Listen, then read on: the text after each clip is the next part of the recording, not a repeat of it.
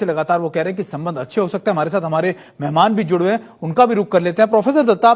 जिस तरीके से पीयूष गोयल कह रहे थे कि देखिए संभावना ऐसी जताई जाती है या फिर ये बात कि हमारे संबंध अभी बिगड़े नहीं है, हम लगातार काम कर रहे हैं और हो सकता है कि आने वाले वक्त में संबंध और ज्यादा अच्छे हो सके और बातचीत किसी पटरी पर आ सके, क्या आपको उम्मीद है, क्योंकि आप तो इन सारे मामलों को देखते आए हैं, क्या आपको उम्मीद है कि अमेरिका ऐसा करने के लिए तैयार हो रहा है अभी इस समय?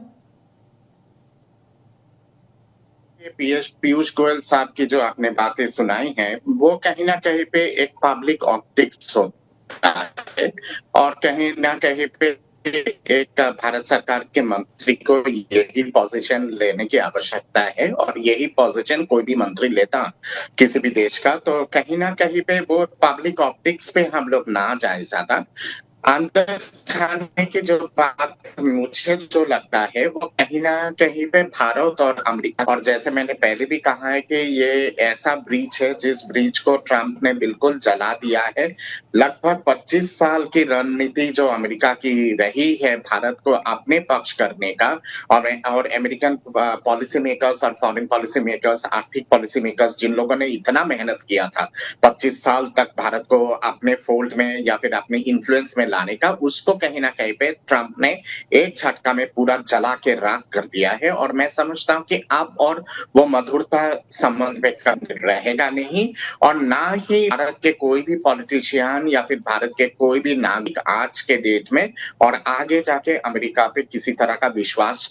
कर पाएगा, क्योंकि अमेरिका ने हमेशा भारत के पीठ पीछे छोड़ा धोखा है और ये इतिहास कब है इस चीज का। तो इसलिए अमेरिका पे विश्वास करना बहुत बहुत कठिन है और मैं नहीं समझता हूं कि आगे कोई भी हमारे देश के कोई भी नेता अमेरिका पे उस तरह से विश्वास करेगा जैसे मोदी जी ने प्रेसिडेंट ट्रंप पे किया था। ट्रंप ने सरेआम अपने पर्सनल दोस्ती पे भी छोड़ा धोखा है और उसके साथ साथ भारत और अमेरिका के बीच में जो संबंध है उसको बिल्कुल एक तरह से जला के राख कर दिया है। मैं नहीं समझता हूं कि नवंबर में बातचीत जो भी होगा ट्रेड को लेके उस पे किसी तरह का सकारात्मक बातचीत हो पाएगा या फिर उसका कोई नतीजा निकलेगा। और यही कारण है जिसके चलते आज माननीय प्रधानमंत्री जी और भारत ने अपना अलग अलग रास्ता ढूंढ रहा है, और यही कारण है कि प्रधानमंत्री जी चीन भी गए हैं और एक त्रिकोण का जो एक संभावना है उसको अब तलाशा जा रहा है। और मुझे लगता है कि ये शायद आगे जाके बन भी जाएगा, ये त्रिकोण चीन, भारत और रूस के बीच में।